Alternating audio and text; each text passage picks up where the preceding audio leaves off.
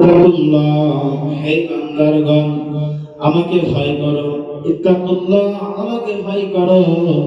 হাক্কা তাকাতিহি, আমাকে ভয় করার মতো ভয় করো। ওয়ালা তামুতুন্না ইল্লা ওয়া আনতুম মুসলিমুন, এবং প্রকৃত মুসলমান হয়ে এই কবরের মধ্যে তোমরা এসো না। এখানে প্রশ্ন হলো, আমরা সবাই তো মুসলমান, সবাই মুসলমান না?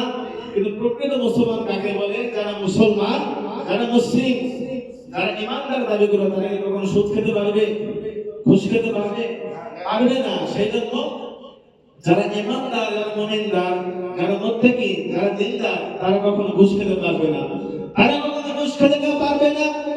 তারা কখনো খারাপ কাজ করতে পারবে না। ওয়ালা তামুতুন্না ইল্লা ওয়া আনতুম মুসলিমুন, প্রকৃত মুসলমান হয়ে যখন আমি আপনি কবরে চলে যাব, ওই আল্লাহ তাআলা আমাকে বেশি থেকে বেশি প্রশ্ন করবে না। আল্লাহ তাআলা বলবে, তোমার সম্পর্ক ছিল মসজিদের সাথে, তোমার সম্পর্ক ছিল মাদ্রাসার সাথে, তোমার সম্পর্ক ছিল ভালো মানুষের সাথে। আজকে তুমি কিয়ামতের দিন জড়িয়া হয়ে যাবে। সুবহানাল্লাহ। সম্মানিত হাজিরিন, সময় খুব সংক্ষিপ্ত, বক্তা অনেক আছে, সেজন্য আপনাদেরকে একটা কথাই বলবো, যেটাই থাকে না কেন আল্লাহ তাআলাকে রাজি খুশি করার জন্য, আল্লাহর হাবিবকে ভালোবেসে যারা এই দুনিয়ার বুক থেকে সকলেই চলে যেতে পারি, সকলে বলুন আমিন। আমিন। ওয়া আখিরু দাওয়ানা আলহামদুলিল্লাহি রাব্বিল আলামিন। আসসালামু আলাইকুম ওয়া রাহমাতুল্লাহ। এখন আপনাদের